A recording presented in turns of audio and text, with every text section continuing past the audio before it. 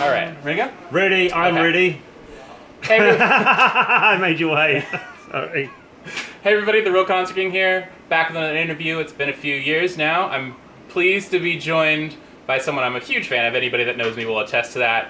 Sam Wills, the creator of Tapeface. Hello. Thank you, Sam, for joining me. Very happy to be here with a voice. Yeah. I have a human voice and everything. This is what he sounds like. He's from New Zealand. I know, You may New not- Zealand yeah. accent. Wooked. Yeah, people probably don't know that. They're probably surprised. You gotta go to Wikipedia.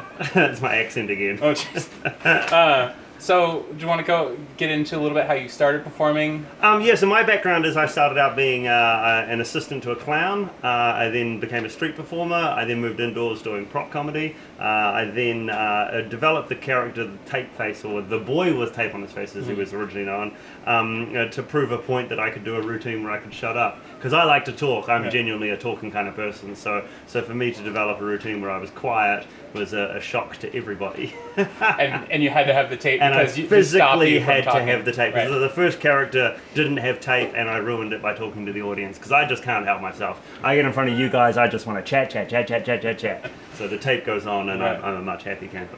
What was the scene like for performing arts and stuff in New Zealand when you got New started? Zealand comedy scene is fantastic. Genuinely, I think we put out some really good, and we put out consistently alternative comedy and comedians. Like Kind of an offbeat country. We are a really offbeat country. Like you got Flight of the Conchords has come out of there. Through that, we got Rhys Darby, Taika Waititi, who's now directed Right. the Thor He's films, amazing, and yeah. he's just directed the latest Jojo surreal. Rabbit. Oh man, it looks crazy. Yeah. But yeah, so there's some really fun alternative comedy stuff out there, as well as some good old straight up good comedy of people telling funny things and funny bits and bobs. Right. Would you remember some of the first Tapeface bits that you created? Oh, absolutely. I'm still friends with the first ever volunteer. Yeah, weirdly, the first routine I ever wrote, the gag was I came out on stage and I saw a set of scissors were hanging from the ceiling that I'd attached there, and I had to build a structure out of chairs and crates to climb up to this, and it was very dangerous. So I was still using a bit of my street performing skills of being able to climb this mad structure. And when I finally got up to the top, I took out my own set of scissors and I cut down the scissors. Dun-dun-dun-dun-dun-dun. Jokes! And that was the first ever Tapeface gag. And I had a young lady passing me these boxes, and she had to essentially we did a crude version of sitting on the dock of the bay, which that evolved into that routine. But yeah, we became friends on the I posted a photo going, this was from the first time I ever did the routine, and this woman was like, that's me! And so we've connected and become friends ever since, and now she has free tickets to life to Tapeface shows. Did you always kind of envision it as being this weird kind of absurdist comedy thing, or it just kind of grew? It was meant to be one 5-minute joke that I could prove a point that I could shut up, and it's blown up above and beyond where I was ever expecting So it yeah, to you be. never expected to have We your own were venue in never, Vegas. this was never planned. This is why I think part of the success is that to a degree, there's not a lot of taking it so seriously, because it was never meant to be this. So it's kind of like, let's just go with this while it's going. I can always go back to being a street performer. This is fun right now, but hey ho. That's kind of leads into another question I had. How did you touch on it a little bit, but what were some of the influences you had on? Because I've watched some of your street performing videos, Yes. and it's like whole different. I mean, it's similar in some ways, but there's some whole of different. my influences in street chopping a performing. watermelon on a guy's chest. Jim Rose Circus Sideshow, 100%. Jim Rose was a massive fan, massive influence, and I was such a fan of his stuff. And I don't know if you remember a group called the Tokyo Shock Boys.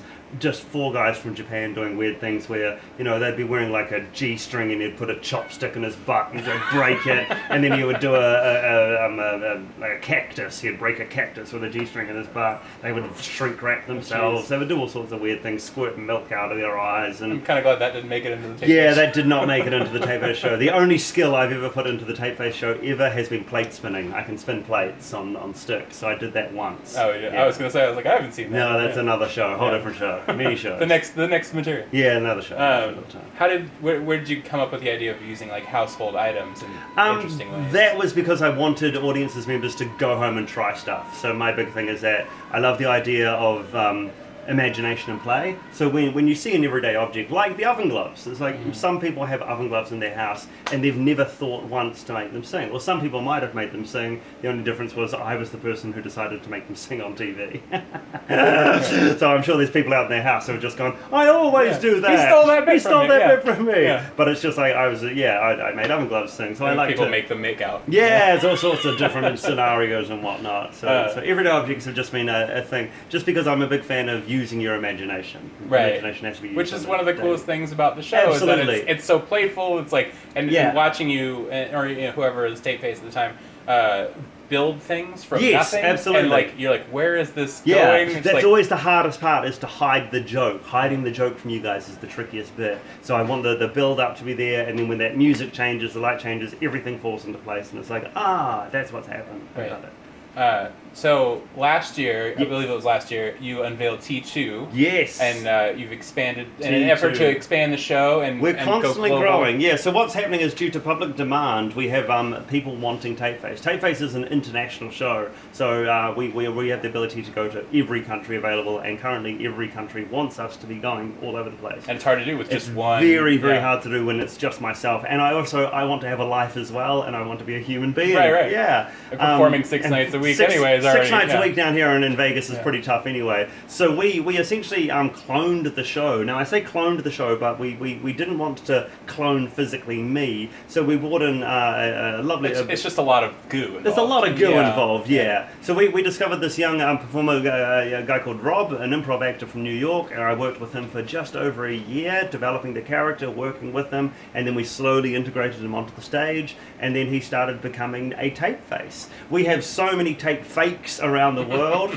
There's the man with tape on his face, there's Zip Man, there's Tape Head, there's the boy with tape on his face, a tribute act to Tape Face. There's so many variations of these people, all doing the material really, really badly. Really badly. I've seen video footage of it, and it's rough to watch. Is it like the Russian guy that stole Piff the Magic Dragon? Pretty much the same. I got a guy in Brazil who did the same thing. I did see you. Tape face with a beard. That was a good idea. Doesn't sound like a good time. Not in the plan at all. So for me, it was after seeing so many people plagiarize the act, it was also that idea of going, if I could be in complete control of it, I will be in control of the quality. So for me, working with Rob continuously, like we still, like even as you've seen, we're still workshopping, we're still reworking, we're retightening up everything, because the show has to be consistent. I want audiences to come in and have the tape face show experience every single time. It's like Blue Man Group. When you see a Blue Man Group show in New York, it's going to be the same as the Blue Man Group show you see in Tokyo. And you never wonder who the Blue Man Group who's the Blue Man Group, who's this, who's that, who's that. I understand that there are certain people who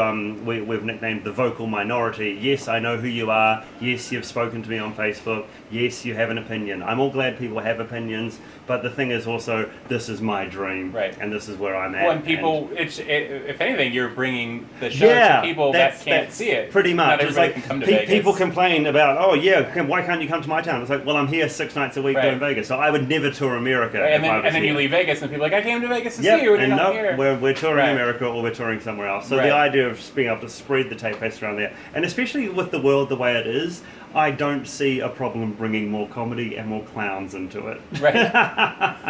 We need some more laughter. We need a lot more laughter. That's why I've as anybody that knows me knows, I've seen the show many times. Yeah, you know this one. One of the best things, like one of my favorite parts about it is when I come to the show, like I don't have to worry about anything else. Yeah, like, you're just in this little weird bubble of. And you're at the point now where you're able to watch the audience watching the show, which is interesting. It's a really fun bit. Like even for myself, when I got to watch T2 Rob perform the show, it was like such an out of body experience to go. I'm watching 180 people have this incredible time whilst watching this character that I've created perform the routines exactly how he should be, and it's like, this is amazing. This is great. This is good. Yeah. It's cool to just be in this world. Oh, absolutely. Yeah. It's this little safe bubble where nothing's wrong. Speaking of, so we're in the House of Tape, as you might be able to tell. Yeah, taped up everywhere. It's a beautifully weird, odd venue of your creation.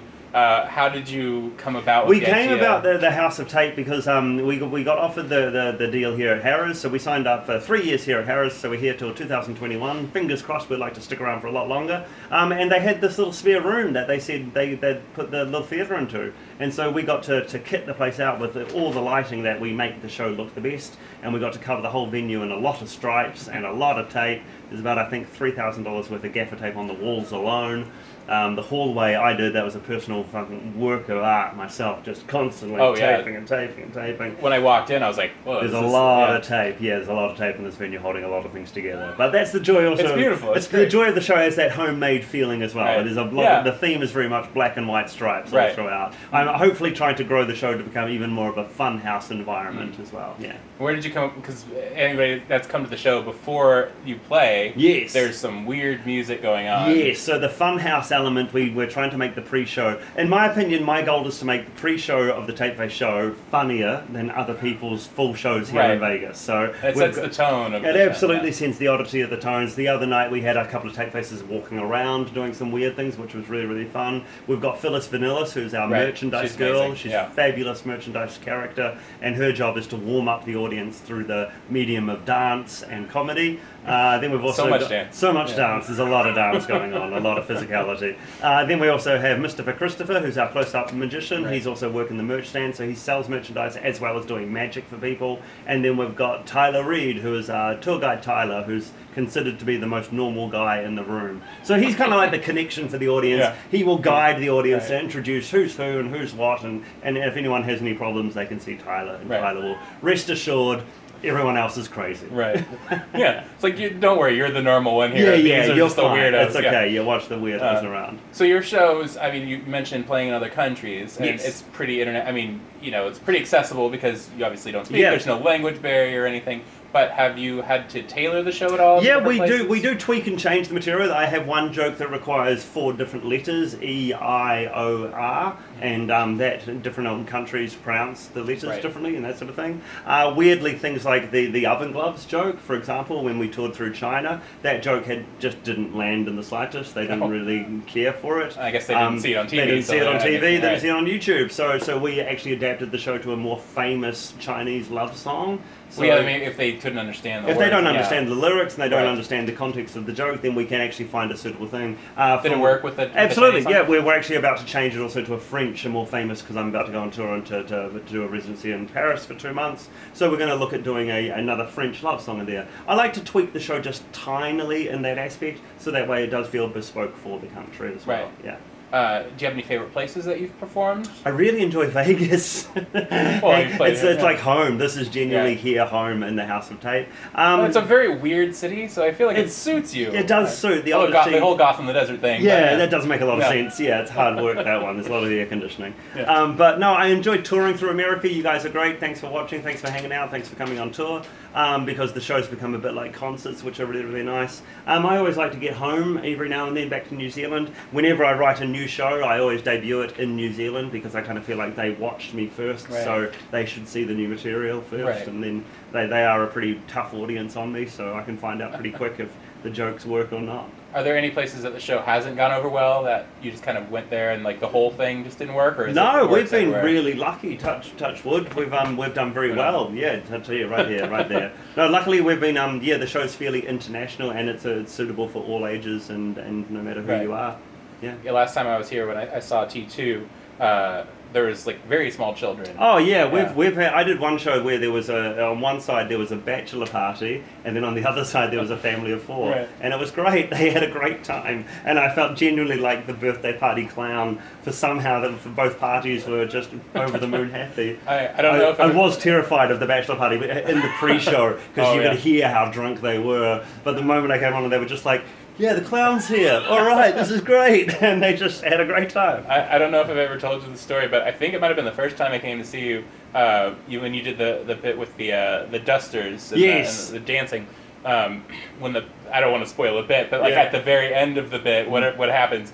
Then this family with like 2 children and the dad and the mom, they got up and left. They couldn't handle that. There is a bit of which innuendo. Is like the mildest bit of innuendo. There are some people who I have to question. Why are you bringing a family to Vegas? Why are you bringing your kids here? Come on. And also, if that's the bar, like, what do you enjoy? When I write the material, I'm writing the material to make sure that we're entertaining families as well as keeping the adults happy as well. And the innuendo in the show is incredibly light, I feel. Right. So no, it's very family friendly. If some people are offended by that, then fuck them. What's your process on creating new material? I listen to a lot of music, and I hang out in Walmart and dollar stores, and I'm the weird guy walking around the aisles listening to music, picking up things and filling up a basket. Swinging around going, yeah, that looks normal. Sometimes I end up just buying things, going, I don't know what that's going to be, and then I figure it out later on.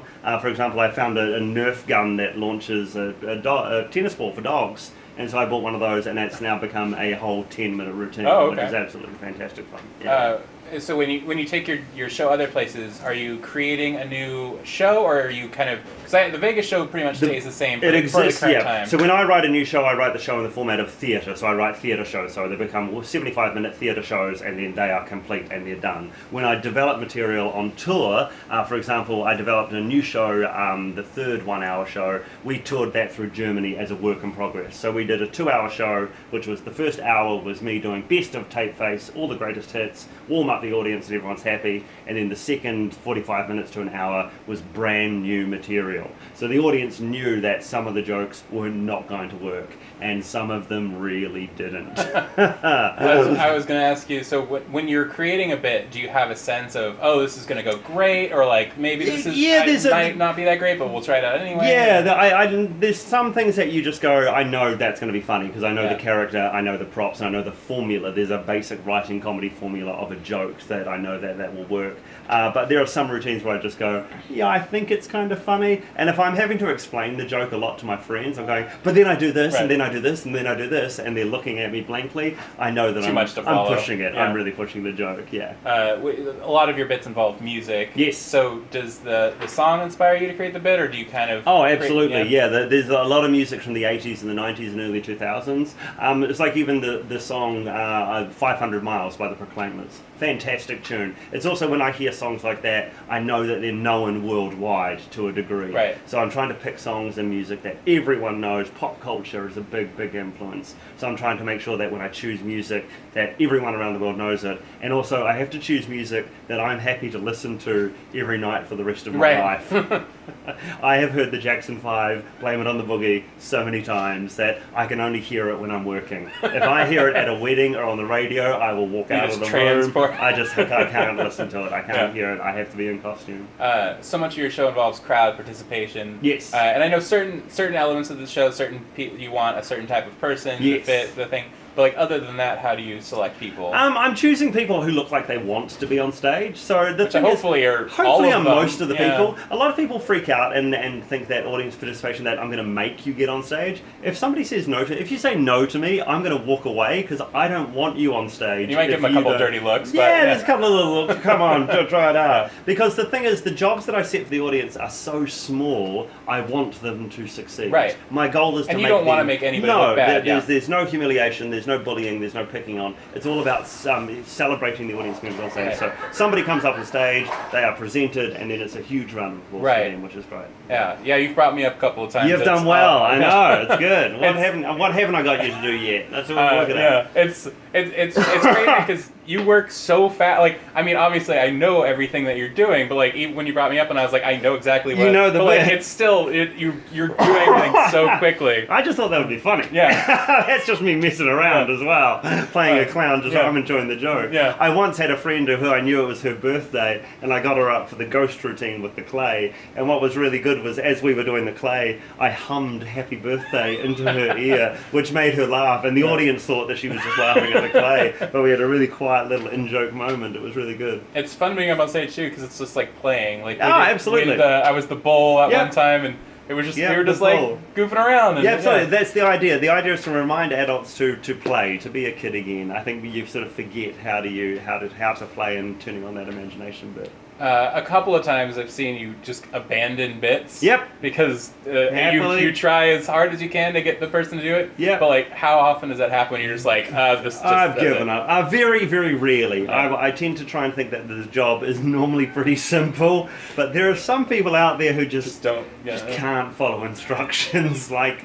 the basic of instructions, whether that be a tape measure or a hand gesture, and I will swap them out with somebody else. I try not to abandon the joke completely, but if I do have to... you don't want to lose that part of the show. I don't want to lose that part of the show, and then there's that thing of the enjoyment of wanting to land the gag. But then there's other times where, there's only so much flogging of a dead horse you can do, and then luckily you just move on to the next bit, which is quite good. Right. How was the process of getting on America's Got Talent? And how did you select bits for the show? For me, it was good because The show, I sort of worked with the show about what material I was going to do, so they were very, very helpful. For example, with the gloves, I originally didn't want to do it because I felt like I'd done that on so many other TV shows, but they were like, we think it'll go over very well, so I listened to them. And people in America. And people in America were a brand new audience, so I was like, okay, cool. So for me, the process was time. It's like America's Got Talent, they had been after me for about 7 years. Spoiler alert, I think they do have talent scouts looking for people,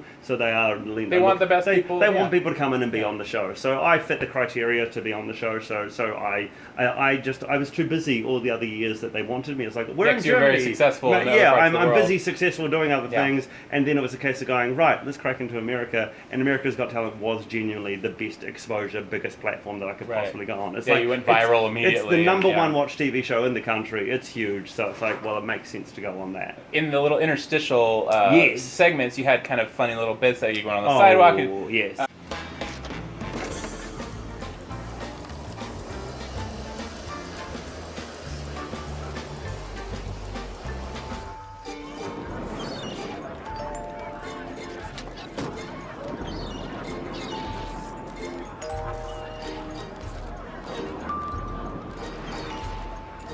Is there anything that you would like to expand the character to do kind of more of that kind of thing? I'm always keen to grow the character out. They were some of my favourite parts of actually doing America's Got Talent with the little VTs because they required performing without me doing routines and just existing as a character. Right. So even on my own social media, we're developing and growing that stuff up further. And I think next year there will be a definite spike in more tape-faced little videos and some more tape-faced coming up. Just the characters. We got some plans. We got some plans, people. Don't you worry. 2020 is going to be a big year for tape-faced being more online. I think just seeing the character be a weirdo in the world is a great. Yeah. Do you have a favorite bit that you've ever done? Favorite bit, I think I'm a sucker for John Lennon. My John Lennon puppet I really, really enjoy because literally it is just imagine the world certain ways and I enjoy that quiet moment. Sometimes it's all good getting a big loud laugh, but sometimes it's also really nice having a quiet moment with an audience. Right. Do you have a worst experience on stage, either with somebody I've had pretty good ones. Everyone's been pretty consistent. Yeah, most people have just, if I've had a bad volunteer, it's just get them off, somebody else up and you. That's kind of it. Right. And so we mentioned that you're here in Vegas, you have your own venue. What does it mean to you to have been doing this for, however long you've been doing it? It's pretty huge. To have my own venue here in Vegas doing shows is definitely a pinnacle kind of bucket list tick thing. That's good. I'm pretty harassed. Okay.